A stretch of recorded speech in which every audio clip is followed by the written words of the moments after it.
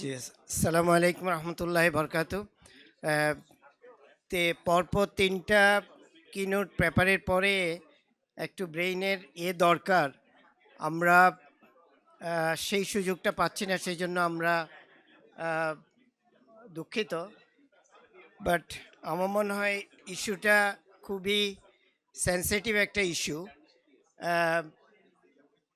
Poverty alleviation, inequality reduction and food security. জি, আমরা যদি প্রথমে আমাদের দেশের পভার্টির আগে আমাদের গ্লোবাল পভার্টি সিচুয়েশনটা যদি দেখি, সেটা হচ্ছে যে আমাদের গ্লোবালি এখন প্রতি 10 জনে একজন হচ্ছে poor, specifically extreme poor. But over the আমরা যদি লং টার্ম একটা হিস্ট্রি যদি দেখি পভার্টির, তাহলে দেখব যে সবচেয়ে বেশি ভালো করেছে আমাদের ইস্ট এশিয়া অ্যান্ড প্যাসিফিক রিজনের। একটা শার্প ডিক্লাইন হয়ে গেছে। এবং নেক্সট ভালো যদি বলি, তাহলে আমি বলবো এটা হচ্ছে আমাদের সাউথ এশিয়ান রিজনের, এরা আমরা ভালো করেছি। তো সুতরাং বাট আমরা যদি একটু আহ, বাংলাদেশের অবস্থা দেখি, লং টার্মে যদি আপনি দেখেন ট্রেন্ডটা, ইট লুকস গুড। অ্যাকসেপ্ট আমরা ওভার দ্য পিরিয়ড আমরা একটা মোটামুটি একটা steady rate of growth, thanks to the government always have put special consideration on actually poverty. সেটার কারণে আমাদের upper poverty line, lower poverty line gradually সেটা কমেছে সিন্স ইন্ডিপেন্ডেন্স। অবভিয়াসলি আমাদের কোভিডের পরে এবং রিসেন্টলি আমাদের এই পলিটিক্যাল টার্মোয়েলের পরে আমাদের কিছুটা সিচুয়েশন আসছে, যেখানে একটু আবার আপওয়ার্ড ট্রেন্ড দেখা যাচ্ছে। তো এইটা একটা আমাদের ইস্যু। বাট আমরা একটা জিনিস এখানে আমাদের বুঝতে হবে যে আমরা যেই গ্রুপ অফ পিপলের পভার্টি রিডাকশানে এখন যাচ্ছি, আমরা এখন হার্ডকোর পভার্টি পুয়ার পিপলের কাছে যাচ্ছি। এদের পভার্টি এলিভেশন আর আমরা আগে যাদের পভার্টি এলিভেশন করছি, এটার মধ্যে বিশাল একটা ডিফারেন্স আছে। আমরা যেটা যেটা প্রথমে আমাদেরকে বুঝতে হবে যে আমাদের এই পভার্টিটা, যদিও বাংলাদেশ অ্যাক্রস বাংলাদেশ একটা ভালো ট্রেন্ড দেখাচ্ছে, কিন্তু বাংলাদেশের বিভাগীয় পর্যায়ে যেই পভার্টি রিডাকশানের যদি চিত্র আমরা দেখি, তাহলে সেটা কিন্তু অনেক ডিফারেন্ট। কোনো কোনো ক্ষেত্রে বিশেষ করে রংপুর ডিভিশন, বরিশাল ডিভিশন এবং ময়মনসিংহ ডিভিশন, এরা কিন্তু প্রায় এখনও 75 থেকে 90% এখনও কিন্তু moderate to very high level of পভার্টিতে আছে ম্যাক্সিমাম এগুলো। তো এই যে এই সিচুয়েশনটা একটা জিনিস। আরেকটা জিনিস হচ্ছে যে আচ্ছা, আমাদের এই ইকোনমিক পভার্টি যেটা যেটা আমরা নর্মালি করি, সেটার সেটার একটা চিত্র আছে।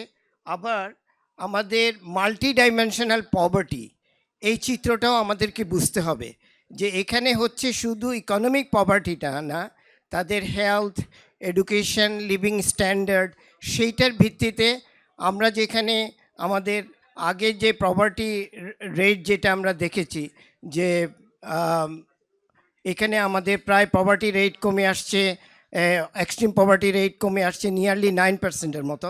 কিন্তু আপনি যদি আমাদের মাল্টি ডাইমেনশনাল পভার্টির এটা যদি দেখেন, সেখানে আমাদের 24% মাল্টি ডাইমেনশনাল পুয়ার।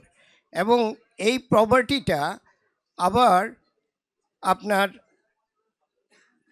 হচ্ছে দেয়ার আর ভ্যারিয়েশনস অ্যামং দ্য ডিস্ট্রিক্টস। যেখানে সিলেটটা ছিল সব রিলেটিভলি নন পুয়ার, এখানে দেখবেন যে সিলেট রিজনটা হচ্ছে very high level of poverty, followed by Mymensingh, Chittagong and Barisal division.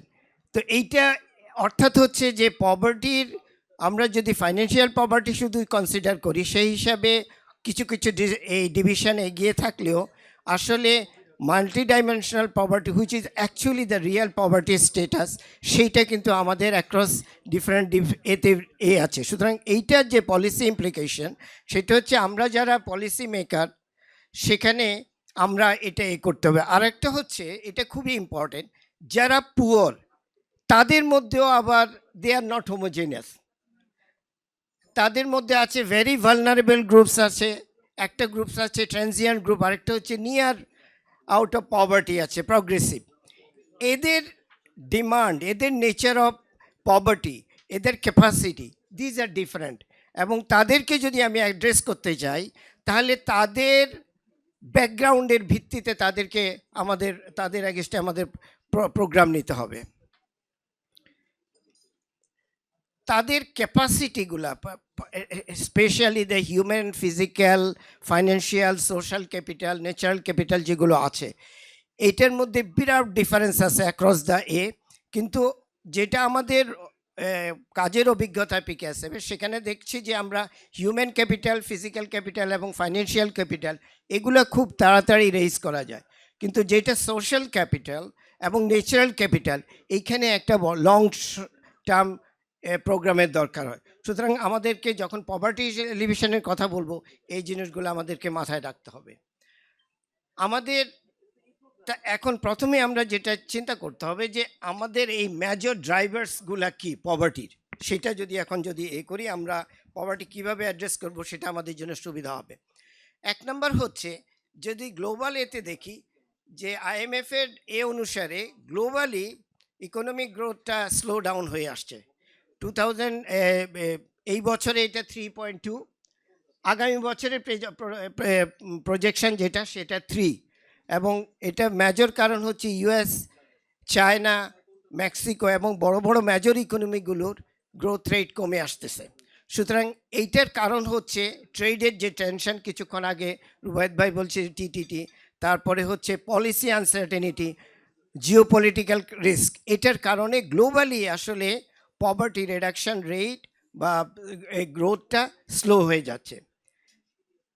এটার প্রভাব আমাদের মতো ডেভেলপিং কান্ট্রিগুলোতে যেটা পড়ছে, বিশেষ করে লো ইনকাম কান্ট্রি, আমাদের হচ্ছে হাইলি ইনডেটেড হয়ে যাচ্ছি, আমাদের ইন্টারেস্ট রেট হাই হয়ে যাচ্ছে, ডিক্লাইনিং ডোনার সাপোর্ট।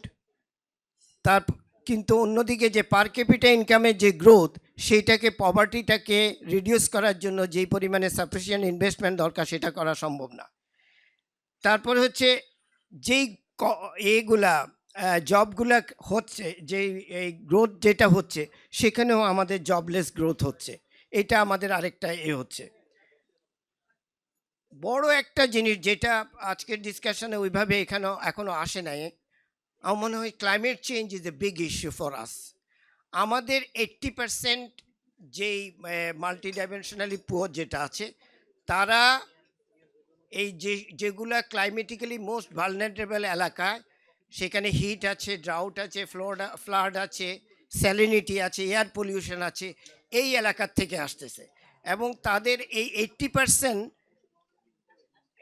এই ধরনের পুয়ার পিপলরা 2টা বা 3টা বা 4টা হ্যাজার্ড পর্যন্ত তাদেরকে ফেস করতে হয়।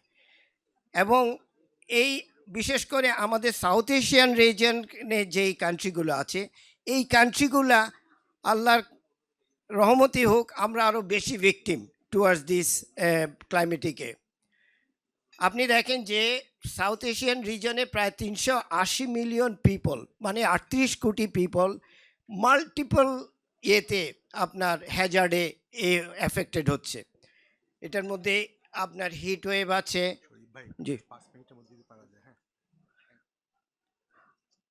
তারপরে হচ্ছে আমাদের যেমন ধরেন ইনইকুয়ালিটি যেটা বাড়তেছে, যে আমরা শুরু করেছিলাম ভালোই, মাঝখানে বেড়ে আবার একটু কমে গেছিল, আবার রিসেন্টলি এটা কিন্তু আবার বাড়তেছে।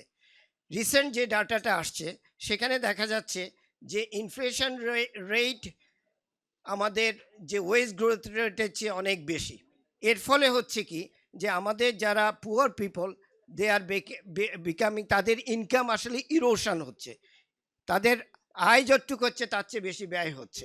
এইটা একটা বড় আমাদের আরেকটা ড্রাইভার। আমাদের যেটা হচ্ছে যে ইকোনমিক এবং স্ট্রাকচারাল ফ্যাক্টর যেগুলো আছে, যে এক নম্বর হচ্ছে আনইকুয়াল অ্যাক্সেস টু অপরচুনিটি। যেমন আমাদের একটু আগে বলতেছিলেন অ্যাক্সেস টু বিভিন্ন ফ্যাসিলিটিস যেগুলো, কিন্তু এডুকেশন, লো ওয়েজ জবস এবং অপরচুনিটি ফর স্কিল ডেভেলপমেন্ট, এটা আসলে ইকোনমিক্যালি আরও কমে আসতেছে, ফাইন্যান্সিয়াল অ্যাক্সেস কমে আসতেছে, করাপশান, লেক অফ গভর্নেন্স, এগুলো তো আপনার বলার নাই, লো পাবলিক স্পেন্ডিং, এগুলো আমাদেরকে ভীষণভাবে এক্সপেক্ট করছে, jobless growth, inflation, taxation, low wages, এগুলো সবগুলো আমাদের একে অ্যাফেক্ট করছে। আমাদের বড় একটা জিনিস আমি যেটা বলতেছি, poverty elevation is a political process, এইটা আপনাদেরকে বুঝতে হবে। যদি পলিটিক্যাল উইল না থাকে তাহলে এটা হবে না। আমাদের মতো আমাদের দেশে এই ব্র্যাক, পিকেএসএফ বলেন, আমাদের এনজিও সেক্টর বলেন, গভর্নমেন্ট সেক্টর বলেন, আমাদের ডিফারেন্ট পভার্টি মডেল সারা দুনিয়ায় পভার্টি এলিভেশন করে বেড়াচ্ছে, কিন্তু আমাদের দেশের পভার্টি এলিভেশন হচ্ছে না, because we do not have actually committed government program, political system, যেটা আমাদেরকে এই state sponsored support for the elite, systemic corruption, weak governance, তারপরে monopolized political space এবং লিমিটেড ডেমোক্রেটিক প্রোগ্রেস, এই জিনিসগুলো যদি অ্যাড্রেস না করেন, দিজ আর স্ট্রাকচারাল, এই স্ট্রাকচারাল চেঞ্জ যদি না করতে পারি, আমাদের দেশে পভার্টি এলিভেশন আসলে কবে হবে আল্লাহ জানে।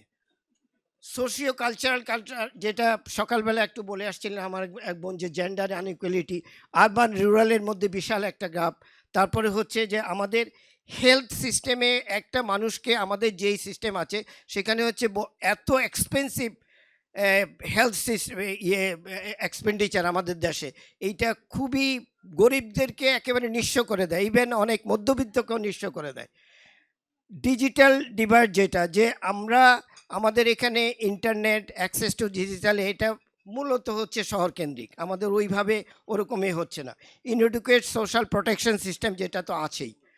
আমরা এই যেগুলো পজিটিভ যেই কাজগুলো হচ্ছে দেশে, যে অবভিয়াসলি বিশাল একটা অ্যামাউন্টের রেমিটেন্স আসতেছে, আমাদের বিশাল একটা মাইক্রো ফাইন্যান্স সেক্টর আছে, রেডিমেড গার্মেন্টস আসছে, এগ্রিকালচারাল গ্রোথ হচ্ছে, সোশ্যাল সেফটি নেট আছে, অল দিস আর positively contributing to the poverty elevation.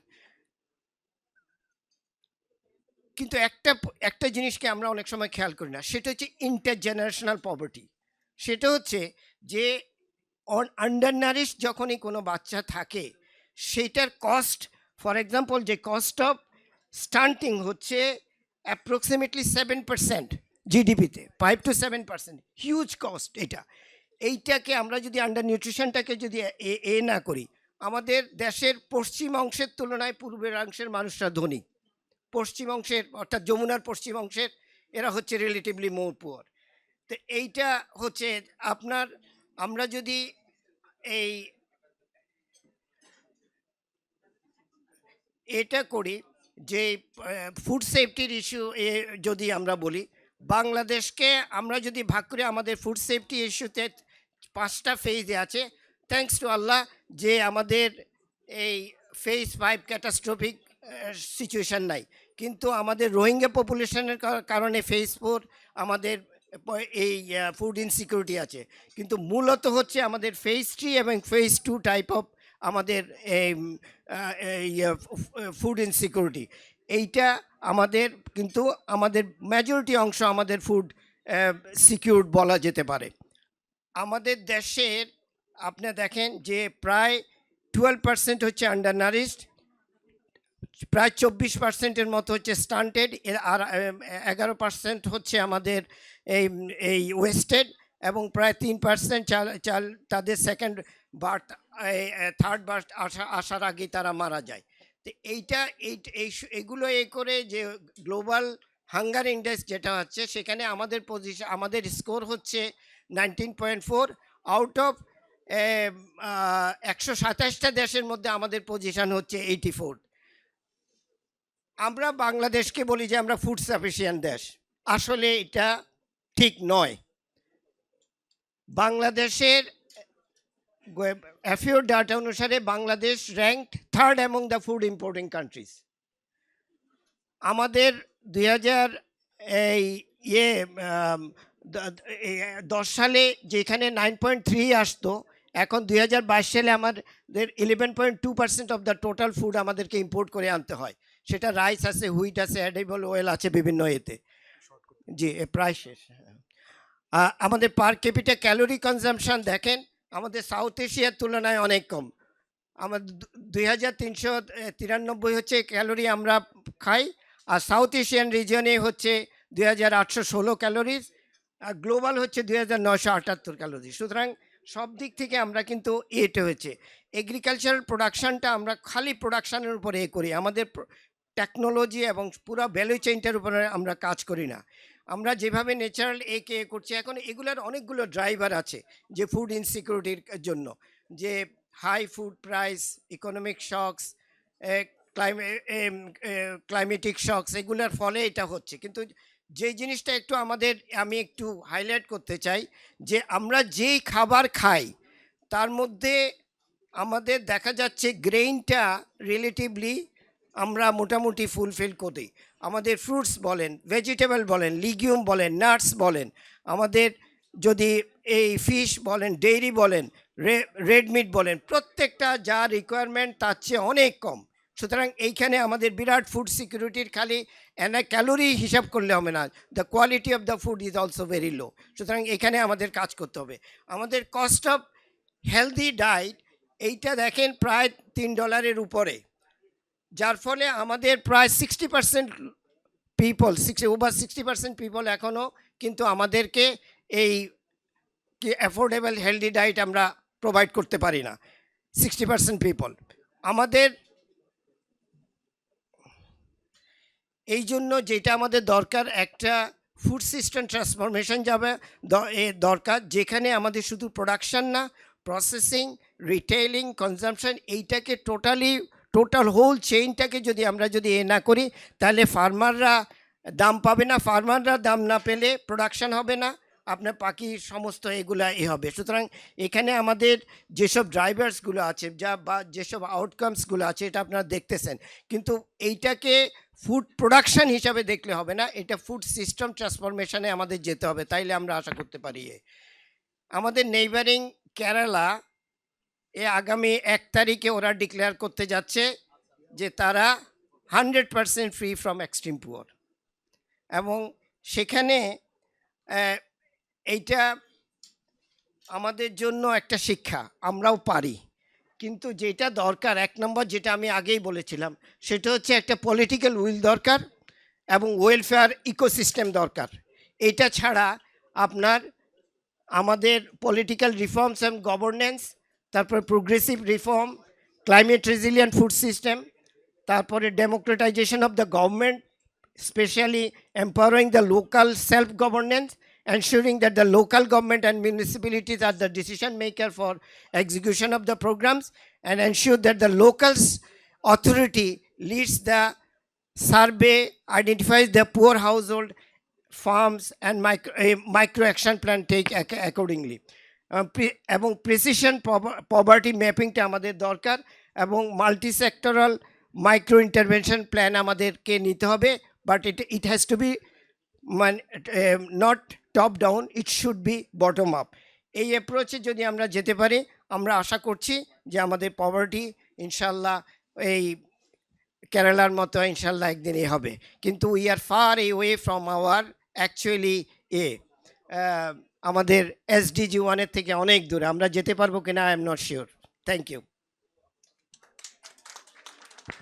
চমৎকার একটা প্রেজেন্টেশন শরীফ ভাই। আমি দুঃখিত যে আপনাকে বারবার একটু শর্ট করতে হয়েছে, কারণ প্রচুর ইনফরমেশন আছে। আমাদের আজকে যে অনেকে এখানে পলিটিশিয়ানস উপস্থিত আছেন তাদের জন্য খুবই ফ্রুটফুল একটা ইনপুট। আমরা এই পর্যায়ে এই একটা প্যানেল ডিসকাশনে যাব। রাসেল একটু চেয়ারগুলো আমরা দেই। আমাদের এই প্যানেল ডিসকাশনে আমাদের সাথে উপস্থিত থাকবেন পলিটিশিয়ান, যেরকম থাকবেন এক্সপার্টস থাকবেন, একাডেমিশিয়ানও থাকবেন। এই সেশনটা মডারেট করবে doctor Asif Shahan. He is professor in development economics in Dhaka university. আপনারা অনেকেই চিনেন তাকে। তো আসিফ শাহানকে মডারেট করার জন্য রিকোয়েস্ট করব এই সেশনটি। এখানে আমাদের সাথে অলরেডি উপস্থিত আছেন ডক্টর ফাহমিদা খাতুন, সিপিডির executive director, doctor Tasnim Jara, এনসিপির senior joint member secretary, mister Palash Das, senior adviser climate action network South Asia, আমাদের সাথে অনলাইনে কানেক্টেড আছেন doctor Kabir Hassan, professor of finance, university of New Orleans. So এবং আমরা রিকোয়েস্ট করব হাইবা আপাকে, বিএনপির একজন সিনিয়র নেত্রী এবং এগ্রিকালচারাল কৃষক দলের গুরুত্বপূর্ণ ব্যক্তি, ওনাকেও আমাদের সাথে আপনাদের পলিটিক্যাল পার্টি যেহেতু আমরা চাচ্ছি, পভার্টি আসলে আপনাদেরই ইস্যু, তো সেই ব্যাপারে আপনিও আমাদের সাথে জয়েন করেন কাইন্ডলি। তো Asif Shahan please. Acha. Thanks a lot, Fahim Bhai. I think this is a very important panel, and we are talking about poverty alleviation, inequality reduction, and food security. And I'm honored to be in presence of this distinguished panel. যেহেতু আমাদের সময় খুব কম, আমি আর হচ্ছে কি ওনাদের পরিচিতিতে যাচ্ছি না। যখন আমি একজন একজন করে বলবো, তখন I will introduce themselves. I think the presentation that we have is comprehensive. It talks about a lot of issues. আমাদের poverty scenario যেটা, সেটার explanation যেরকম আছে, multidimensional poverty indexের যে ব্যাপারটা আছে সেইটা, পোরদের যে হেটারোজেনিটির ব্যাপার আছে সেই জিনিসপত্রগুলো উঠে এসেছে। And we have also talked about, not only when we are talking about poverty, we also try to understand the political and economic dimension of poverty. And as a result of that, a comprehensive যে চিত্রটা আমরা পেয়েছি সেইটা what it will help us that এই প্যানেলে we have lot of academics যারা এই জিনিসপত্রগুলো নিয়ে কাজ করেন, and in a sense a lot of practitioners, কারণ হচ্ছে political অ্যাক্টরদের at the end of the day এই জিনিসপত্রগুলো নিয়েই কাজ করতে হবে। So it's a academic panel, একটা practitioner and academic একসাথে, and we will try to talk about different policies, যে কম্প্রিহেন্সিভ সিনারিওটা আমরা পেলাম in terms of poverty, inequality and food security. So what can be done, what are the essential policies and everything that can be done. আমাকে বলা হয়েছে doctor Kabir Hassan, professor of finance, university of new Orleans, উনি অনলাইনে join করেছেন, যেহেতু অনেকক্ষণ ধরে wait করছেন, প্লাস হচ্ছে সেখানকার টাইম জোনেরও একটু ব্যাপার আছে। সো তাকে আমি রিকোয়েস্ট করছি, doctor Kabir Hassan, professor of finance, university of new Orleans, আপনাকে একটু রিকোয়েস্ট করছি to share your perspective. And I know you as far as I understand, you will probably talk about poverty alleviation strategies from a different perspective. Dr. Kobir Hassan, over to you.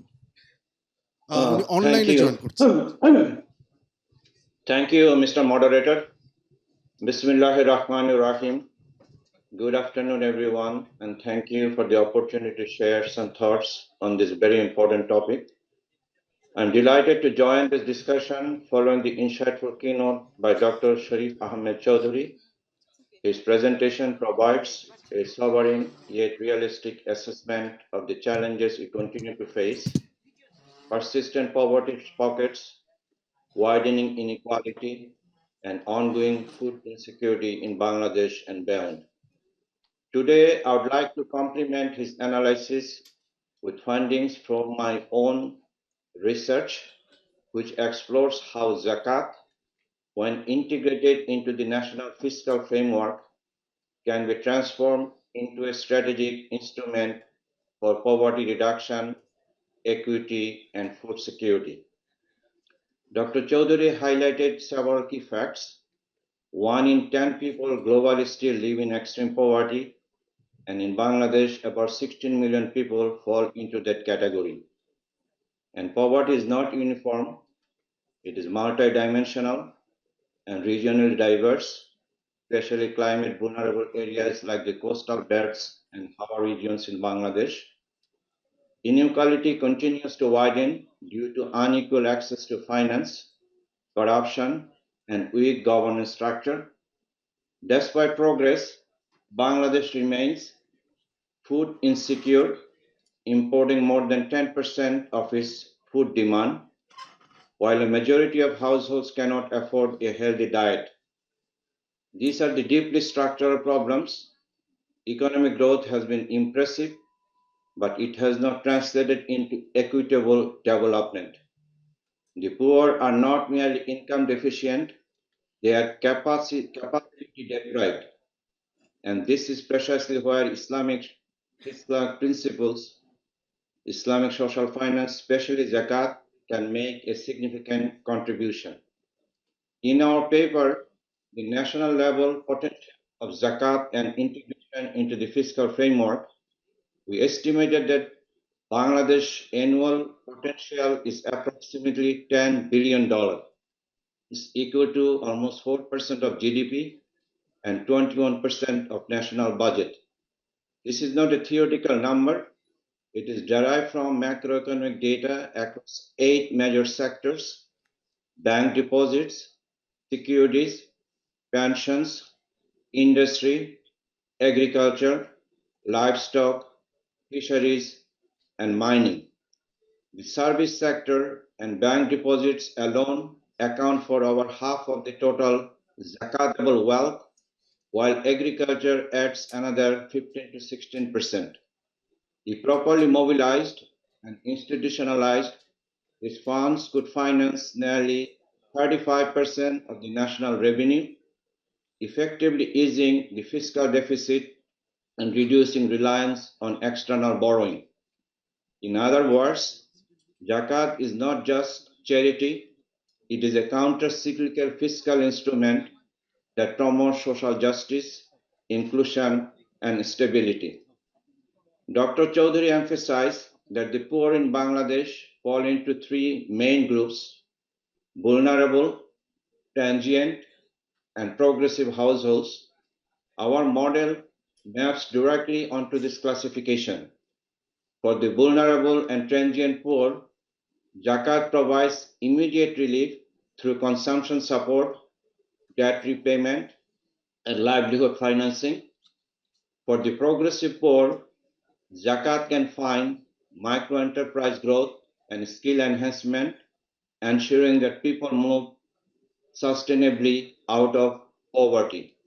And at the macro level, integrating Zakat into fiscal policy improves public accountability, governance, and redistribution, addressing the structural causes of inequality that Dr. Chaudhary outlined so clearly. Moreover, Zakat can directly support food security.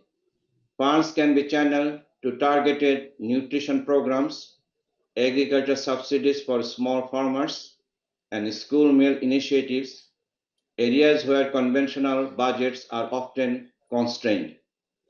By linking Islamic financial instruments such as Zakat, Waqf, and Sadaqah Zaria SDG targets, we can create an ecosystem where economic justice, social protection, and environmental sustainability reinforce one another.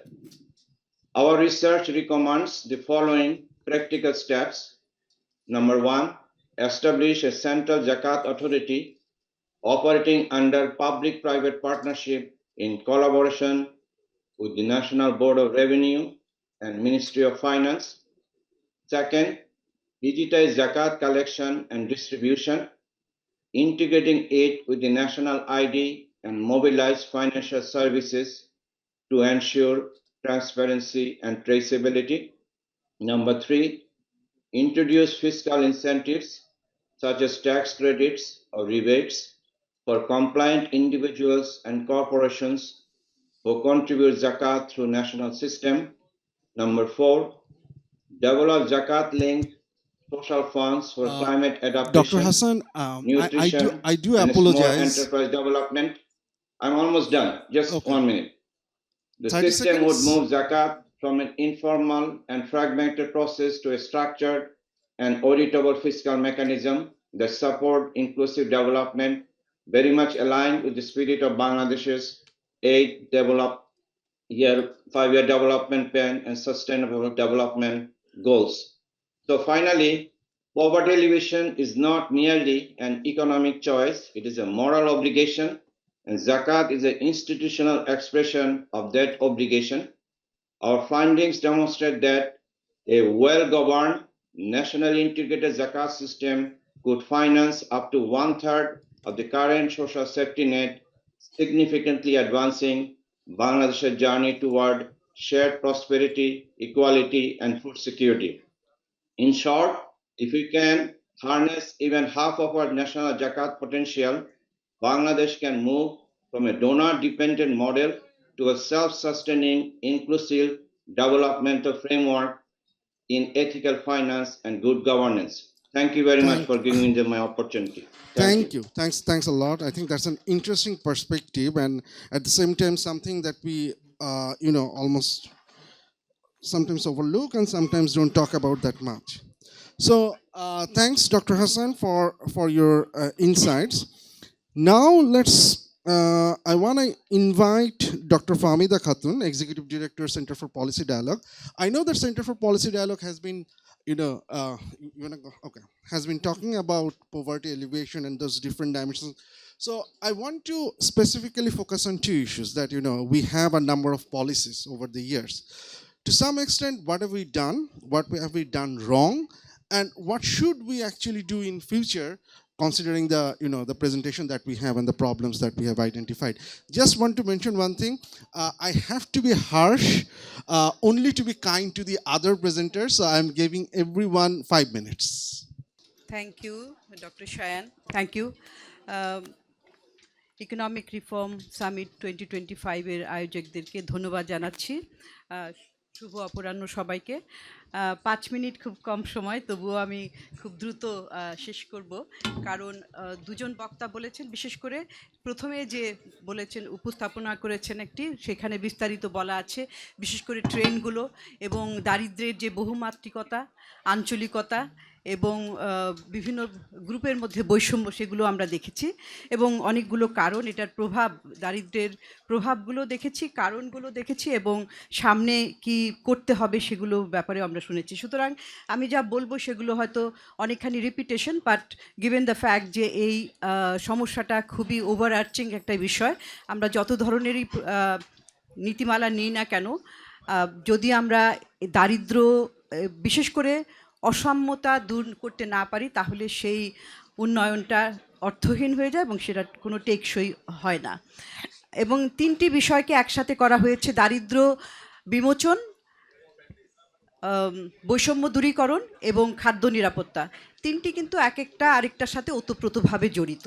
কারণ আমরা দেখেছি যে বাংলাদেশের যে উন্নয়ন হয়েছে, উন্নয়নের যে ন্যারেটিভ গত 5 দশকে হয়েছে, সেটার মধ্যে আমরা দেখেছি যে বাংলাদেশ অনেকখানি তা অগ্রযাত্রা করেছে এবং দারিদ্র্য বিমোচনের ক্ষেত্রেও কিন্তু অনেক উন্নয়ন করেছে। কারণ আমাদের যে প্রতি দশকে আমরা দেখেছি যে 80 দশকের পর থেকে প্রতি দশকে 1% করে প্রবৃদ্ধি হয়েছে এবং সামাজিক যে সূচকগুলো সেগুলো, সেখানে অনেক উন্নয়নও হয়েছে এবং তার ফলে বৈষম্য অনেকখানি কমেছে, কমার কথা। কিন্তু আসলে বাস্তবে আমরা কি দেখি? আমরা এই উপস্থাপনার মধ্যেও দেখেছি যে দেখেন, একদিকে দারিদ্র্য, অন্যদিকে বৈষম্য, এবং আমাদের যে বৈষম্য হিসাব করার যে সূচকটা, বিশেষ করে যেটা বলে থাকি আমরা গিনি কোএফিসিয়েন্ট, সেটা কি হয়েছে? সেটা কিন্তু এখন প্রায় 0.5%, 0.499, অর্থাৎ প্রায় অর্ধেক। তার মানে হচ্ছে যে দারিদ্র্যের এই যে কমছিল, কিন্তু এখন আবার এটা রিভার্সাল হচ্ছে কিছুটা, এবং উন্নয়নের পাশাপাশি কিন্তু বৈষম্যটা বেড়েছে। এবং আয়ের যে জাতীয় সম্পদের যে ভাগ, সেখানে যদি আমরা দেখি যে 2022 সালের house hold income expenditure survey, Bangladesh পরিসংখ্যান ব্যুরো যেটা করেছে, সেখানে আপনারা জানেন যে উচ্চ আয়ের কিংবা সমাজের উঁচু স্তরের 5% হাতে রয়েছে 30.04% সম্পদ, আর নিচের যে 5% তাদের হাতে রয়েছে 0.37%, অর্থাৎ এখানে 1% না। এবং আশ্চর্যজনকভাবে প্রবৃদ্ধি হওয়ার পরেও কিন্তু এটা বাড়ছে। 2016-র যে house hold income expenditure survey, সেখানে ছিল যে উপরের 5%-এর হাতে 27.82% সম্পদ এবং নিচের 5%-এর হাতে 0.23। 2010-এর দিকে যদি তাকাই, উপরের 5%-এর হাতে ছিল 25%-এর একটু বেশি এবং নিচের যারা ছিল তাদের 0.7%-এর মতো। অর্থাৎ এই যে বৈষম্যটা বাড়ছে, এই বৈষম্যটা আসলে এটা শুধুমাত্র একটা অর্থনৈতিক সমস্যা না, এটা একটা সামাজিক গণতান্ত্রিক একটা সমস্যা এবং এটা যেটা বললাম যে টেকসই উন্নয়নের জন্য একটা বড় বাধা হয়েছে। এখন আমি দ্রুত যে বৈষম্য, এটার যে ড্রাইভিং ফ্যাক্টরস, কারণ এটা একটা কাঠামোগত সমস্যা হয়ে দাঁড়িয়েছে, দু একটা খুব সংক্ষেপে আমি বলছি, বিস্তারিত ব্যাখ্যা করব না, কারণ এটা আপনারা সবাই জানেন। কাঠামোগত ড্রাইভার্স যেগুলো, সেটা হচ্ছে যে রাজস্ব এবং কর ব্যবস্থা। একটা মূল অর্থনীতির মূল যে ফিসকাল পলিসির মাধ্যমে সমাজের বৈষম্যটাকে দূর করার একটা প্রচেষ্টা করা হয়, এটা একটা প্রথম ধাপ। এবং সেখানে যদি আমরা দেখি তাহলে কি দেখি, আমাদের যে কর কাঠামোটা সেটা কিন্তু একটা রিগ্রেসিভ, প্রোগ্রেসিভ না, অর্থাৎ প্রগতিশীল না। এটা একটা বৈষম্যমূলক কর ব্যবস্থা। কারণ এখানে আমরা দেখি যে পরোক্ষ করের উপর নির্ভরশীলতা, 65% কর আসে পরোক্ষ করের মাধ্যমে, আর মাত্র 35% আসে আপনার প্রত্যক্ষ কর, অর্থাৎ আমি যেই পরিমাণে আয় করব সেই পরিমাণে আমি কর দিব, সেই অথচ হওয়া উচিত অন্যভাবে। সুতরাং এই রাজস্ব এবং কর ব্যবস্থা এটা একটা, আমি বিস্তারিত যাচ্ছি না। দ্বিতীয় হচ্ছে আমাদের যে শহরকেন্দ্রিক উন্নয়ন, এই শহরকেন্দ্রিক উন্নয়নের একটা কারণও, এটার ফলে আমরা যে দেখলাম যে রিজনাল ডিসপ্যারিটি, আঞ্চলিক বৈষম্য, এখানে শিল্পায়ন এবং বিদেশি বিনিয়োগ, এইটা মূলত হয় দুটো শহরে, ঢাকা এবং চট্টগ্রামে। এবং দেশের যে মোট শিল্প এবং সেবা খাতের যে কর্মসংস্থান হয় সেটার 90%ই এই দুটো অঞ্চলে কিন্তু কেন্দ্রীভূত, অর্থাৎ এই যে আঞ্চলিক বৈষম্য। তৃতীয়ত হচ্ছে শিক্ষা এবং দক্ষতার বৈষম্য, এবং শিক্ষার ক্ষেত্রে এবং স্কিলস যেটা বলে থাকি, যে আমাদের সার্টিফিকেট বেসড শিক্ষা কিন্তু খুব একটা কাজে দিচ্ছে না, এবং সেইখানেও যে গুণগত মানসম্মত শিক্ষার অভাব, এবং কারিগরি শিক্ষার ক্ষেত্রেও বাজারের সাথে, অর্থাৎ যে প্রতিষ্ঠানগুলোর যে ধরনের চাহিদা রয়েছে সেটার সাথে খুব দূরত্ব। এবং চতুর্থত আরেকটি কারণ হচ্ছে যে আমাদের যে ইনফর্মাল ইকোনমি, অনানুষ্ঠানিক খাত, আমাদের কর্মসংস্থানের 85%ই হচ্ছে এই অনানুষ্ঠানিক খাতে, যেখানে আয় কম, চাকরির কোনো নিরাপত্তা নাই, এবং সেখানে একটা ডিসেন্ট যে লাইভলিহুড, একটা মানসম্মত জীবনযাত্রা, সেটা দিয়ে সম্ভব হয় না।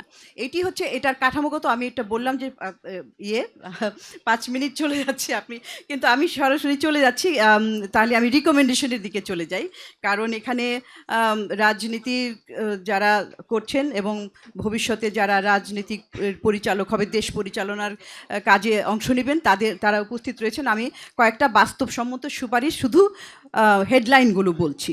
সেটা হচ্ছে যেটা বললাম যে আয় এবং সম্পদ বৈষম্যটা হ্রাস করতে হবে, প্রগতিশীল কর ব্যবস্থা প্রবর্তন করতে হবে, এবং সম্পদ উত্তরাধিকার কর আরোপ করতে হবে, যাতে কিনা যাদের সামর্থ্য বেশি তারা বেশি করে ট্যাক্স দেয়, এবং কর ফাঁকি রোধ করতে হবে। সেটার মাধ্যমে আমাদের যে জাতীয় রাজস্ব বোর্ড, সেখানে অটোমেশন, সেখানে এক রিফর্ম সংস্কারের বিষয়ে আলোচনা হয়েছে গতকাল, আমি দেখেছি এখানে, এবং সেটা অতীব জরুরি। এবং আরেকটি হচ্ছে যে একটু আগেই আমি এসে দেখলাম যে স্মল এবং ক্ষুদ্র এবং মাঝারি উদ্যোক্তারা, সেইখানে তাদেরকে access to finance, access to facilities এবং যুব উদ্যোক্তা সহায়তা ফান্ড, এগুলো বাড়াতে হবে, কারণ আমাদের ইউথ আনএমপ্লয়মেন্ট রেট অনেক বেশি। দ্বিতীয় বিষয়টা শিক্ষা এবং দক্ষতা বিকাশের জন্য কারিগরি ভোকেশনাল ট্রেনিং সেন্টারগুলো মানসম্মত, মেয়েদেরকে এবং মেয়েদের শিক্ষাতে ঝরে পড়ার হারটা কিন্তু অনেক বেশি, মাধ্যমিক পর্যায়ে থেকে তারপর থেকে কিন্তু ক্রমান্বয়ে তারা ঝরে পড়তে থাকে। তাদের মাধ্যমিক এবং শিক্ষায় নিরাপত্তা এবং বৃত্তির ব্যবস্থা করতে হবে, ডিজিটাল দক্ষতা বাড়াতে হবে। এই যে অ্যাক্সেস টু টেকনোলজি, এখানে আমাদের দেশে সামগ্রিকভাবেই কিন্তু কম, মেয়েদের কিন্তু অংশগ্রহণটা সেখানে বেশি, মেয়েদের অ্যাক্সেস টু টেকনোলজি আরও বেশি কম। এবং মেয়েদের জন্য বিশেষ করে তাদের অর্থনৈতিক অংশগ্রহণের জন্য একদিকে শিক্ষা দক্ষতা, অন্যদিকে সমান মজুরি, হয়রানি বন্ধ করা, নারীদের জন্য বিভিন্ন ফেসিলিটি, চাইল্ড কেয়ার ফেসিলিটি, তাদের থাকার বাসস্থান এবং digital finance, commerce skill training করানো। এবং আরেকটি বিষয় হচ্ছে যে আঞ্চলিক বৈষম্য রোধ করার জন্য বিশেষ অর্থনৈতিক অঞ্চলগুলো, সেগুলো যত বাংলাদেশের সর্বত্র হয়, একটা সমতা ভিত্তিক উন্নত হয়, সেই জন্য কিন্তু আমাদেরকে উদ্যোগ নিতে হবে, স্থানীয় বিনিয়োগ বাড়াতে হবে, গ্রামীণ অঞ্চলেও শিক্ষা এবং স্বাস্থ্যের অবকাঠামো বাড়ানো, এবং খাদ্য নিরাপত্তার কথাটা সেটা আমি বলিনি, কিন্তু এখানে আমি রিকমেন্ডেশনে বলতে চাই যে আমাদের আধুনিক কৃষি এবং অ্যাগ্রো ইন্ডাস্ট্রি সহায়তা, এটার জন্য অ্যাক্সেস টু ফাইন্যান্স দরকার, এবং তাদেরকে যারা কৃষিতে রয়েছেন তাদেরকে অ্যাক্সেস টু ইনফরমেশনটা খুব দরকার, এবং স্থানীয় সরকারের ক্ষমতায়ন। অনেক ধন্যবাদ, খুব দ্রুত বলতে হলো, বাট আমার মনে হয় যে কিছু কংক্রিট রেকমেন্ডেশন আমি রাখতে পেরেছি। Thank you. Thank you and sincere apologies আপা, যে এত মানে চাপ প্রয়োগ করতে হলো। But the thing is, I think this very important that আপনি প্রবলেমগুলোকে আইডেন্টিফাই করে সেই প্রবলেমগুলো অনুযায়ী হচ্ছে গিয়ে you provided some guideline, specific guidelines. আপনি স্ট্রাকচার সমস্যার কথা বলে তারপর হচ্ছে গিয়ে ট্যাক্স রিলেটেড যে জায়গাগুলোতে কাজ করা উচিত, আপনি হচ্ছে হিউম্যান ক্যাপিটাল এবং সেগুলোর ডেভেলপমেন্ট কীভাবে করা যায় সেই জিনিসপত্রগুলো নিয়ে বেশ কিছু রেকমেন্ডেশন এসেছে। আই হোপ আমাদের যারা পলিটিক্যাল অ্যাক্টর বা পলিটিক্যাল পার্টির রিপ্রেজেন্টেটিভরা আছেন তারা এই জিনিসপত্রগুলো নিয়ে আরও তাদের অবস্থান পরিষ্কার করবেন। এ পর্যায়ে আমি একটু জনাব Palash Das, senior adviser climate action network South Asia, আপনার কাছে আসতে যাচ্ছি। I know you are very passionate about climate change. In another life আমরা যখন একবার ন্যাশনাল গভর্নেন্স অ্যাসেসমেন্ট নিয়ে একটা কাজ করছিলাম, I remember you came to me and said এখানে ক্লাইমেট রিলেটেড কিছু না রাখলে আমি এটাকে কোনোভাবে অ্যাকসেপ্ট করবো না। সো ইন দ্য প্রেজেন্টেশন আমরা দেখেছি যে climate change and climate vulnerability কীভাবে একটা বড় ধরনের ড্রাইভার হিসেবে কাজ করে for poverty and also income inequality. So এই পার্সপেক্টিভ থেকে if you share your experience and up to you, আপনি এখানে বসেও করতে পারেন বা ওইখানে। ওকে ওকে, আচ্ছা ঠিক আছে। না, থ্যাংক ইউ ইকোনমিক রিফর্ম সামিটকে ধন্যবাদ যে আমাকে এখানে আসতে দেওয়ার অনুমতি দেওয়ার জন্য, আর আপনাকে ধন্যবাদ প্রশ্নের জন্য। শুনতে পাচ্ছেন? আচ্ছা, গত 20-25 বছর ধরে পভার্টি নিয়ে কাজ করতে করতে তার সাথে ক্লাইমেট চেঞ্জের এই জায়গাটায় আসতে আসতে মনে হচ্ছে এই তথ্য উপাত্য ডক্টর শরীফ যা দিয়েছেন এবং ফাহমিদা আপা যা শেয়ার করেছেন আমরা মোটামুটি সবাই তা জানি। দুটো প্রশ্ন সবসময় মাথায় আমার ঘুরে এবং আমি তো চিন্তা করছিলাম এটাকে প্লেস করবো এইভাবে 2, 3, 5 এই কম্বিনেশনে। দুটো প্রশ্ন, 3টে হচ্ছে কিভাবে করতে হবে, 5টা হচ্ছে রেকমেন্ডেশন। দুটো প্রশ্নের প্রথম প্রশ্ন, পভার্টি নিয়ে আমরা যারা আসলে অনেক দিন ধরে কাজ করছি, কম বেশি সবাই কিন্তু কাজ করি এবং বাংলাদেশের মতো জায়গায় যখন কাজ করি, একটা হচ্ছে কি আমরা কি আসলে পভার্টি রেট কত হবে সেটার কি আর্লি ডিটেকশন করতে পারি কি না। ট্রেন্ড হয়তো আমরা বের করতে পারি, যদি আর্লি ডিটেকশনে যদি যেতে পারি, মানে আর্লি রেসপন্স টাইপের কোনো সিস্টেম আমাদের আসলে জাতীয় পর্যায়ে তৈরি করা যায় কি না, যেটার উপর বেস করে আমরা আমাদের পরবর্তী পদক্ষেপ নিতে পারব। দ্বিতীয় প্রশ্ন, যে পরিমাণ অতি দারিদ্র, মানে আমরা বলি না যে এক্সট্রিম পুয়ার পপুলেশন আমরা দেখতে পাই বাংলাদেশে, যে পরিমাণ অলরেডি এই লাইনের উপর বাস করে এবং যে পরিমাণ ধরেন সামনে আসতে পারবে প্রথম প্রশ্নের সাথে সম্পৃক্ত হয়ে, যদি হয়ে থাকে তাহলে কি এমন সিস্টেম আমাদের নেওয়া যাবে যেটার মধ্যে দিয়ে আমরা পুরো 3টে জিনিসকে একসাথে ক্যাপচার করতে পারবো। এই নিয়ে তো গত 20-25 বছর ধরে আমরা কাজ করছি বা 50 বছর ধরে কাজ করছি। তার মধ্যে কি যদি এখন যদি বলি কি আচ্ছা কিভাবে করতে পারবো, সেখানে গিয়ে এসে প্রথম হাওয়ের মানে 3টা পয়েন্ট বলবো। সেখানে প্রথম পয়েন্টটা হচ্ছে যেটা ডক্টর শরীফ অলরেডি বলেছেন, multi dimensional poverty. Multi dimensional poverty তো বিভিন্ন মানে আঙ্গিকে দেখা যায়। বাংলাদেশের আঙ্গিকে মাল্টি ডাইমেনশনাল পভার্টিটাকে আমরা ঢেলে সাজাতে পারি কিনা। সামহাও গত বাংলাদেশের অনেকগুলো ন্যাশনাল ডেভেলপমেন্ট প্ল্যানের সঙ্গে আমি যুক্ত ছিলাম। সে যুক্ত থাকার পরিপ্রেক্ষিতে এটা বুঝতে পেরেছি, যদি ন্যাশনাল ডেভেলপমেন্ট প্ল্যানিং প্রসেসের মধ্যে আমরা যদি Bangladesh specific multi dimensional poverty ইন্ডিকেটরগুলোকে যদি বের করতে পারি, বের করে যদি তার সঙ্গে যদি সম্পৃক্ত যদি করতে পারি, তাহলে আমাদের হাওয়ের একটা উপায় হয়তো সম্ভব। প্ল্যান তো হলো, দ্বিতীয় হাউটা কি আসে?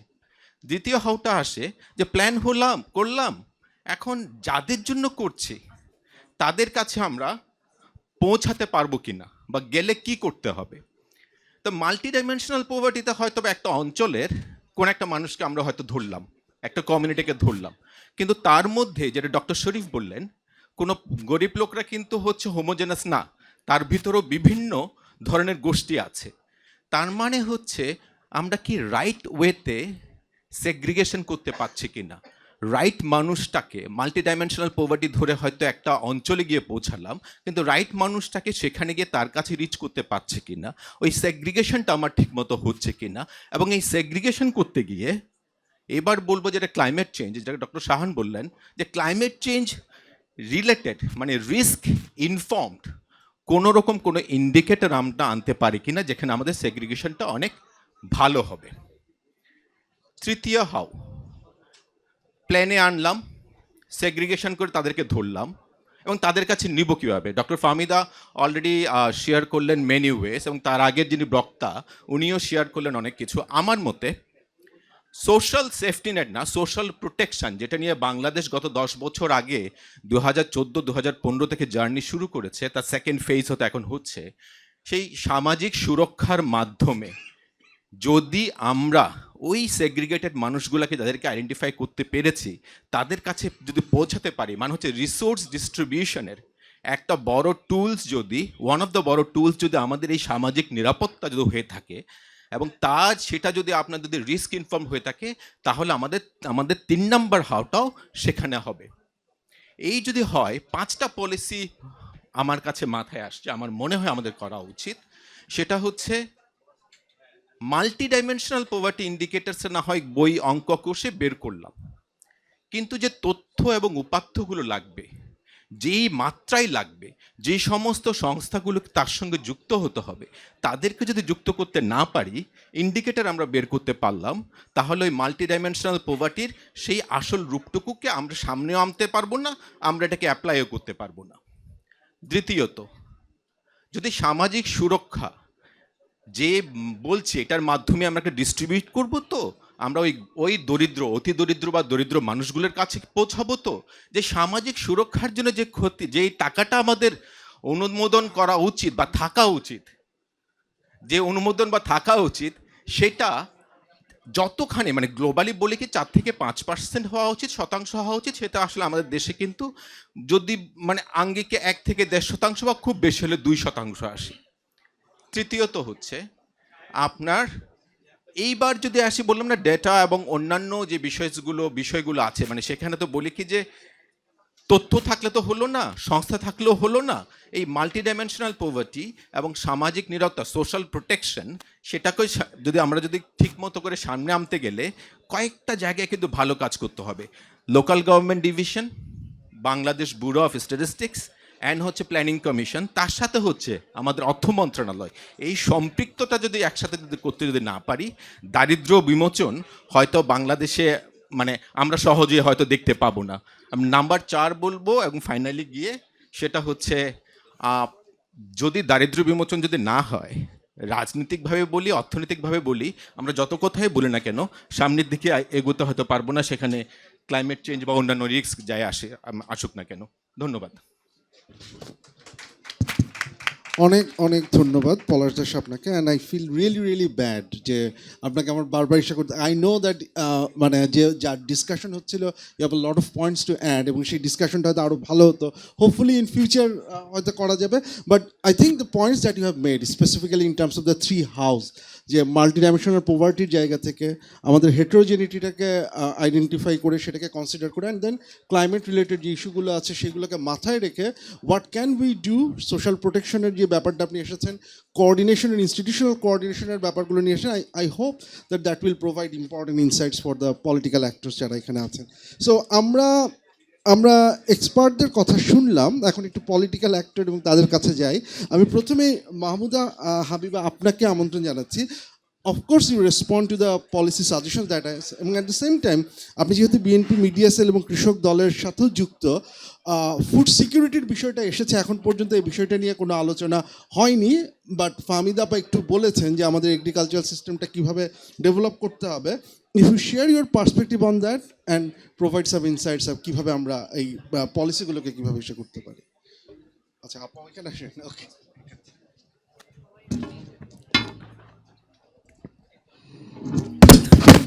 ধন্যবাদ শাহান ভাই, এবং আমি খুবই সম্মানিত আজকে এখানে কথা বলার সুযোগ করে দেওয়ার জন্য। কিন্তু একটু কথা না বলেই পারছি না, পড়ে এসেছি একটা, প্রশ্ন এসেছে আরেকটা। আজকে আমি ফার্স্ট সেশনের জন্য আই ওয়াজ অ্যাকচুয়ালি অ্যাসাইন্ড, সেখানে সেশনটা ছিল আমাদের আনএমপ্লয়মেন্ট এবং আরেক মানে স্কিলড মাইগ্রেশন নিয়ে। যাই হোক, ফুড সিকিউরিটি নিয়ে যেটা নিয়ে আপনি কথা বলতে বললেন, আসলে এই টোটাল বিষয়টা তো অঙ্গাঙ্গিভাবে জড়িত। দারিদ্র্য বিমোচন, বৈষম্য দূরীকরণ এবং ফুড সিকিউরিটি, এই 3টা আসলে অঙ্গাঙ্গিভাবে জড়িত। পলিসির দিক থেকে কিছু কথা বলতে চাইছি, আমার দলে যেহেতু পলিসি বলার এখানে আমার সুযোগ আছে। দারিদ্র্য বিমোচন কোনো বা ফুড সিকিউরিটি প্রোভাইড করা মানে এটা কোনো হঠকারী বিষয় না, এটা গ্র্যাজুয়ালি ডেভেলপ করার মতো একটা কাজ, যেটা বহু বছর আগেই হওয়ার কথা ছিল। 54 বছরে এটা সেই লক্ষ্যে পৌঁছাতে পারেনি যেটার সুযোগ ছিল আমাদের কাছে। এই বাস্তবতায় আমাদের যে পরিকল্পনা, সেটা প্রথম এবং প্রধান স্টেপ হচ্ছে আমরা আমাদের খুব দীর্ঘমেয়াদী বিনিয়োগ করতে চাই মানব সম্পদে। মানব সম্পদে বিনিয়োগে আমরা শিক্ষা এবং স্বাস্থ্যকে খুব বড় ধরনের প্রাধান্য দিয়েছি আমাদের পরিকল্পনায়। আমরা প্রাধান্য দিয়েছি কৃষিকে, আমরা প্রাধান্য দিয়েছি প্রশিক্ষণ এবং কর্মসংস্থানকে। এটার কারণ হচ্ছে দেশে, আর যেটা আপনি সমতার প্রশ্ন, সেটা হচ্ছে সমতাটা তো আসলে দেশের সব অঞ্চলের মানুষ, যেমন সুযোগের সমতা যখন আমি বলি, তখন ঢাকা শহরের যিনি সুযোগ একটা শিশু কিংবা শিক্ষার্থী কিংবা একজন প্রফেশনাল পান, তার ধারে কাছেও কিন্তু উপকূলীয় অঞ্চল, চরাঞ্চল, হাওড় বাওড়ের মানুষদের কথা ভাবাই যায় না। আমাদের পরিকল্পনাটা এইভাবেই আমরা প্রণয়ন করতে চাইছি যে দেশের প্রতিটা অঞ্চল, বিশেষ করে পিছিয়ে পড়া অঞ্চলগুলোকে থার্ড সেক্টর ধরে তাদের মধ্যে সেই সেক্টরগুলোতে আমরা সোশ্যাল সিকিউরিটি নেট, যেটা নিয়ে কিছুক্ষণ আগে কথা হচ্ছিল, সোশ্যাল সিকিউরিটি নেট এবং এই ফুড, মানে স্পেশালি এডুকেশন অ্যান্ড হেলথ, আবার এটা দিয়ে শুরু করছি। ফুডে আসি। কৃষি আমাদের জন্য একটা very very very important sector. আমরা যাই বলি না কেন, এখনও আমাদের দেশে ফর্মালি 47% অফ দ্য জব এখনও কৃষি ক্ষেত্র থেকে মানে আসে। অবিশ্বাস্য একটা সংখ্যা, তাই না? খুব অবাক লাগে। 47% চাকরি বা কর্মসংস্থান যে কৃষি থেকে আসে, এটা অনেকেই কিন্তু জানেন না। এই কৃষিকে এম্পাওয়ার করাটা খুবই খুবই জরুরি। টোটাল কৃষিখাতকে এম্পাওয়ার না করতে পারলে এই কৃষিখাত থেকে বেনিফিট নেওয়ার কোনো সুযোগ নাই। কৃষিখাতকে এম্পাওয়ার বলতে আসলে আমরা কি বুঝি? আমরা বুঝি কৃষকের স্পেশাল প্রোটেকশন। কারণ হচ্ছে আমাদের যে কৃষিজীবী, মানে যদিও কৃষি প্রধান বাংলাদেশ, এই রচনা পড়েনি এখানে এমন কেউ নাই। সম্ভবত আমি বাংলা মিডিয়াম বলে রচনা বলছি, আপনারা যারা ইংলিশ মিডিয়ামে পড়েছেন আপনাদেরকে হয়তো এই ধরনেরই কিছু লিখতে হয়েছে, অ্যাসাইনমেন্ট বা কিছু। কিন্তু এই কৃষি প্রধান বাংলাদেশে আসলে এই অবহেলিত জনগোষ্ঠী, যারা অধিকাংশই ইনফর্মাল লেবার দেয়, যেটা আমাদের প্রথম প্রধান প্ল্যানিং হচ্ছে যে ইনফর্মাল যে লেবারগুলো, যেগুলো আসলে খুব ভ্যালু অ্যাড করে না ইকোনমিক্যাল প্রসেসে বা গ্রোথে, টোটাল এই কৃষি সেক্টর শুধু নয়, অন্যান্য সেক্টর যেখানে লেবারটা আসলে ইনফর্মাল হয়ে আছে, আমরা এগুলো একটা স্ট্রাকচার আওতায় আনতে চাই। এটা আমাদের কৃষি পলিসির একটা অন্যতম প্রধান লক্ষ্য। এর বাইরে আরও কিছু স্পেশাল আমাদের আমি মনে করি যে খুব যুগান্তকারী চিন্তার মধ্যে কৃষক কার্ডটা, যেটা কৃষক বা ফার্মার্স কার্ড, এবং যেটা সোশ্যাল সেফটি নেট নিয়ে যখন আমি কথা বলি তখন এটা ফ্যামিলি কার্ড। কেন কৃষি এবং ফ্যামিলি কার্ডটা আমি পাশাপাশি বলছি, তার একটা ব্যাখ্যা আছে। ফ্যামিলি কার্ডে প্রতিটা পরিবারের প্রধান নারীকে যেই কার্ডটা প্রোভাইড করার কথা বলা হয়, তাকে কিন্তু কৃষিজাত পণ্যগুলোই প্রোভাইড করা হবে। 2,500 থেকে 3,000 টাকা মূল্যের প্রতি মাসে, যেটা প্রোভাইড করার পরিকল্পনা বাংলাদেশ জাতীয়তাবাদী দল নিয়েছে। কোন ফসলগুলো? সেই ফসলগুলো যেটা কৃষকরা উৎপাদন করবেন, কিভাবে সেই ফসল আমরা পৌঁছে দিব? প্রতিটা ইউনিয়নে একটা করে ক্রয় কেন্দ্র তৈরি করা হবে। এই 4.5 কোটি আমাদের একটা হিসাব, ক্যালকুলেশন আছে, কমপক্ষে 4.5 কোটি কার্ড প্রণয়ন করা হবে। এই 4.5 কোটি পরিবারের কাছে প্রতিনিয়ত যে কৃষিজ দ্রব্য পৌঁছে যাবে, সেটা কেনা হবে কৃষকের কাছ থেকে। প্রতিটা ইউনিয়নে যে ক্রয় কেন্দ্র স্থাপন করা হবে, মিনিমাম যে প্রোডাকশন, কমপক্ষে যে প্রোডাকশন কস্টিং, তার বাইরে 10 to 12% প্রফিট ধরে কৃষকের কাছ থেকে তার পণ্য কিনে নেওয়া হবে। কৃষককে সুরক্ষিত করতে পারলে যেটা হয়, সেটা হলো বাংলাদেশের মতো একটা দেশ, সেটা হচ্ছে কৃষি পণ্যে ভরপুর হয়ে উঠবে বলে আমরা বিশ্বাস করি। এইটাকে সুষ্ঠু এবং সমানভাবে বিনিয়োগের একটা মাধ্যম হচ্ছে ফ্যামিলি কার্ড। এর বাইরে আরও অসংখ্য বিষয়, যেটা সবচেয়ে বড় কথা, প্রত্যেকটি মানবিক এবং নাগরিক অধিকার নিশ্চিত করা মানে হলো প্রতিটা নাগরিককে সমান অধিকার নিশ্চিত করা। খুব গড়গড় করে বলে যাচ্ছি, কাজগুলো এত সহজ নয়। এটা পরিকল্পনা। বাংলাদেশের অবকাঠামো এমন একটা অবস্থায় আছে যে মোটামুটিভাবে একটা দৃশ্যযোগ্য পরিবর্তন আনতেও একটা দীর্ঘ সময় লাগবে, কিন্তু পরিকল্পনা এবং পরিকল্পনার পাশাপাশি কীভাবে সেগুলো ইমপ্লিমেন্ট করা যাবে সেটা নিয়েও আমরা প্রতিনিয়ত কাজ করছি। শাহান ভাই একটা কাশি দিয়ে ফেলেছেন, আমার মনে হচ্ছে 5 মিনিট প্রায় হয়েই গেল। কাজে আমি আর আপনাদের কাছে কথা বাড়াতে চাইছি না, এটুকু বলে শেষ করি যে সোশ্যাল সেফটি নেট তখনই সত্যিকার অর্থে কার্যকর হবে যখন এই মানে বাংলাদেশে প্রতিটা মানুষ কেবল এটার আওতাভুক্ত হবেন না, এখান থেকে মানুষ বেরিয়ে সেই শ্রেণীর মানুষরা বেরিয়ে আসবেন যাদের আসলে এই সেফটি নেটের কোনো প্রয়োজন হবে না, এবং তারা এই সেফটি নেটের তো মানে প্রোভাইড করা একটা পার্ট হয়ে দাঁড়াবেন। এটা পুরোটাই কিন্তু আসলে একটা চক্র। এই চক্রটা যদি সুষ্ঠুভাবে ঘোরাতেও একটা সময় লাগবে। এখানে অন্যান্য রাজনৈতিক দলগুলো আছে, সদিচ্ছা আমাদের সবারই আছে, কিন্তু এই 20 কোটি লোকের এই কাজগুলো কোনোটাই খুব সহজ নয়। কর্মসংস্থান প্রশিক্ষণ নিয়ে কিছুই বলার সুযোগ হলো না আপনাদের, হয়তো আগামী কোনো একটা দিন কথা হবে। আমার কথার মধ্যে হয়তো রাজনৈতিক অংশটা বেশি, কিন্তু কী বা করার আছে এটাই তো বোধহয় জানতে চেয়েছেন শাহান ভাই। ধন্যবাদ সবাইকে, আসসালামু আলাইকুম। অনেক অনেক ধন্যবাদ আপা। আই থিঙ্ক আপনি যে বললেন যে আপনি একটা পড়ে আসছেন আরেকটার পরীক্ষা দিচ্ছেন, সেটা কিন্তু মোড়ে হলো না। আমার মনে হচ্ছে যে আপনি না, and I think it's very important that আপনি যে ভিশনটা প্রোভাইড করলেন in terms of social safety net and in terms of the other things, of course whoever comes into power, I think of course the experts are ready to provide the necessary support এই জিনিসপত্রগুলোকে আমরা কিভাবে implement করব বা কি করব। So we have heard about the vision of one party. Now let's welcome Dr. Tasnim Jara, Senior Joint Member Secretary NCP. Overall multi dimensional poverty নিয়েই খুব সম্ভবত আপনার একটা নিজস্ব ভিশন আছে, so we want to hear about that. And যদি ওই ভিশনের জায়গা থেকেই, পলিসি প্রায়োরিটিসের জায়গা থেকে what your party is thinking, if you want to talk about that. আপনি কি ওখানে যেতে যাচ্ছেন? আচ্ছা, ঠিক আছে।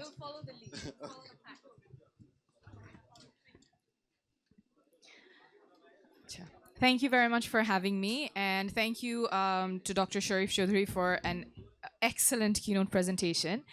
I think that really showed that the story of poverty in Bangladesh is really not a story of scarcity, it is a story of exclusion from opportunity, from fair wages, and from dignified livelihoods. So আমাদের দেশে ট্যালেন্টের অভাব নাই, পোটেনশিয়ালের অভাব নাই, but what we've been denied is we've been denied fairness. And I will tell a story. আমি টাইমের মধ্যেই থাকার চেষ্টা করব। খুব ছোট্ট একটা গল্প, real life story that illustrates some of the concepts that's come up in the panel and hopefully also shows way forward for those who would implement the policy changes that's needed to correct the situation. So এখানে আছেন রতন হালদার ভাই, এটা ঝালকাঠিতে বাসন্ডা নদীর পাশে। জুলাই মাসে ওনার সাথে দেখা হয়েছিল। উনি খুবই পরিশ্রমী একজন মানুষ। ভোর 6টার সময় উনি ঘুম থেকে ওঠেন, তারপরে উনি যান কলা পাতা কাটতে। কলা পাতা কেটে তারপরে যেই জায়গায় বিক্রেতারা আসেন, উনি এখানে পেয়ারা, লাউ এবং আরও কিছু ফলমূল বিক্রি করছেন। এই বিক্রেতারা যেই জায়গায় তাদের ঝুড়িগুলি রেডি করে সেখানে তিনি চলে যান, সেখানে ওনার কলাপাতা দিয়ে উনি ঝুড়িগুলি সাজিয়ে দেন। উনি একটু প্রাউড ছিলেন, উনি বলছেন আমি এটা খুব ভালো করে পারি, যে জন্য এই কাজটা আমার করতেই হয়, ওনারা ছাড়তে চান না। সো ওখানে ওনার কিছু ইনকাম হয়, এটা উনি দুপুর 12টা পর্যন্ত করেন। এরপরে উনি ওনার নিজের ঝুড়ি নিয়ে 2.5 ঘন্টা নৌকা বেয়ে এই জায়গাটাতে আসেন। এই জায়গাটাতে এসে উনি রাত 8টা পর্যন্ত বিক্রি করেন, তারপর আবার 2.5 ঘন্টা নৌকা রো করে উনি বাসায় ফেরত যান। আবার পরের দিন শুরু হয় সকাল 6টা থেকে ওনার এই রুটিন। সো উনি পরিশ্রম কম করছেন না। একটু আক্ষেপ করেই বললেন যে আমার ছেলেটা যদি চাকরি পেত তাহলে হয়তো আমার এত কষ্ট করা লাগতো না। ওনার 2 ছেলে আছে, রাজীব হালদার, সজীব হালদার, দুজনকেই উনি পড়াশোনা করিয়েছেন। ছোট ছেলেটা স্কুলে আছে, বড় ছেলেটা বিএ পাস করেছে 1.5 বছর আগে। চাকরি খুঁজছে, চাকরি হয়নি। উনি বলছিলেন যে চাকরি একটা হয়েছিল, সরকারি একটা প্রজেক্ট, একটি বাড়ি একটি খামারে চাকরি পেয়েছিলেন পিয়ন হিসেবে, কিন্তু 7 লাখ টাকা ঘুষ চাওয়া হয়েছিল। তো তখন রতন ভাই বলছিলেন যে আমার তো 7 লাখ টাকা নাই, কিন্তু 7 লাখ টাকা থাকলেও আমি কেন দিব, আমি তো আমার ছেলেকে পড়াশোনা করিয়েছি, ঘুষ দিয়ে কেন ওর চাকরি নিতে হবে। এই যে কথাটা, আমি আমার ছেলেকে তো পড়াইছি, উনি নিজে পড়াশোনা করতে পারেন নাই, কারণ ওনার বাবা মারা গিয়েছিল যখন ওনার বয়স খুব অল্প ছিল। তো উনি এই অনেক পরিশ্রম করে উনি চিন্তা করেছেন ওনার ছেলেদেরকে উনি পড়াবেন এবং উনি পড়াচ্ছেন। তো এই যে উনি কথাটা বললেন আমি তো পড়িয়েছি, আমি কেন ঘুষ দিয়ে চাকরি নেওয়াবো, that is the whole story of our time, of how the poverty is not really accidental, it is by design. So এই গল্পটা থেকে I will briefly talk about 3 concepts and the policy changes আমাদের party থেকে যেগুলো আমরা বলছি, how this flows from lived experiences of people in Bangladesh. The first one is we must view poverty as deprivation of capabilities. So poverty is not just a lack of income, but it deprives people from their basic capabilities. এখানে রতন ভাইয়ের প্রবলেমটা কিন্তু এতটুকু না যে তার earning com, but his freedoms have been curtailed. And to borrow from Amartya Sen, poverty is not just absence of income, but it is absence of the freedom to choose a life where one has risen to live. So ekhane kintu Roton bhaiyer freedoms have been curtailed at multiple levels. We have been talking about multidimensional poverty. His economic freedom has been curtailed. Onar access nai to fair wages, to fair markets. His social freedoms have been curtailed. His son's right to having an employment which he deserves without bribe has been curtailed. His political freedoms have been curtailed. His participation in the processes that governs his life have been reduced to a transactional vote. Even that was taken away from him. So what do we need in terms of changes? We need to make sure that Roton Bhai has access to fair markets, fair wages, এবং এই যে বড় একটা informal sector আমাদের আছে, এই জায়গাটাতে how do we make sure they have access to fairness? তার পাশাপাশি আমাদের পার্টির যে ম্যানিফেস্টো আছে সেখানে we have talked about strengthening local governance and talked about a system which is very similar to civic assemblies, যেখানে লোকাল পর্যায়ে মানুষজন তাদের যে পলিসিগুলো তাদের লাইফে এফেক্ট করে সেই জায়গায় they will have a voice, they will have a say, and they will be able to put opinions on the decisions that affect their lives. So those are the changes we need at the local level, at the grassroots level, যাতে করে রতন ভাইয়ের যে সমস্যাগুলো সেগুলো একদম মানে যে অনেক দূরে আছে তার লাইফের সাথে যে সম্পৃক্ত না সেই ডিসিশনগুলো যাতে ওই জায়গা থেকে না আসে, রতন ভাইয়েরও যাতে একটা অধিকার থাকে, তার জীবনটা যেভাবে চলছে তার সমস্যাগুলো নিয়ে কথা বলার অধিকার আছে এবং সেই সমাধানটা যেখান থেকে আসবে সেখানে তারও একটা মতামতের গুরুত্ব থাকে। Second, I'll talk about inequality. So inequality, I think we must view it as an ethical and a structural issue. We have long talked about inequality in terms of numbers, but as we have seen, Appreciate if also you can wrap it up. in 2 minutes. 1 minute. I'll try. So inequality khetre, as we have also seen in the keynote, it is not really only about numbers. Jhalokati will fall under Borishal, jeta has been shown to have larger inequality than other regions. And it also is about schools without skilled teachers. স্বাস্থ্যের কথা এসেছে, out of pocket expenditure এখন 74%. So a lot of families are just one health check away from sinking back into absolute poverty. It is about the man Rajiv Haldar, যার education আছে, he's a graduate but he doesn't have connection, he doesn't have a job. So আমাদের কাজ is not only to equalize income but to equalize access. Universal healthcare, universal education, education that links to employment, and open budgets. This is again something we have talked about in our manifesto, যেখানে বাজেটগুলি উন্মুক্ত থাকবে, মানুষ জানবে তার টাকা কিসে খরচ হচ্ছে। And when you make this transparent, when procurement is transparent, you pave the way for accountability. And that is how we would eventually dismantle inequality, not through charity, but through justice. And last point, I think that has come up again and again. Of course, we have a lot of policies, we have a lot of solutions, but who is to implement that? And the third thing that I would say is poverty and inequality, these are not technical, these are very much political. It is not by accident. Roton Bhaiyer story, ekta story na. Eta hajar hajar manusher golpo. And it is because of a process of decades of collusion between power, bureaucracy, and business that has kept people away from being able to access their rights, and that has turned the state almost into a private enterprise. Power has been used to accumulate, not to serve. So misgovernance has created this inequality, and good governance can reverse it. What do we need? We need public accountability, we need freedom of the press, and we need transparency. We need citizen oversight. So again, going back to civic assemblies, strengthening local governance, and making sure আমাদের যে institutions গুলো আছে, they are able to function as institutions of accountability and the people who are supposed to implement this, the politicians, the policymakers, the bureaucracy, they are able to be held to account. I think that is what has been missing. We haven't been short on policies, but what has been short has been accountability. Last 10 seconds, Asif bhai. I know I'm going a bit over time, but concluding, আমাদের রতন ভাইয়ের জন্য কিন্তু handouts দরকার নাই. What he wants is for his son's education, his honesty, and his hard work to be counted, and that is a Bangladesh we must build, where one person's access is not restricted to the family he's born into, and we are able to see poverty alleviation, inequality reduction, not just as technical terms, but restoring freedom to live a dignified life. And that is the Bangladesh we must build. Thank you. Thank you.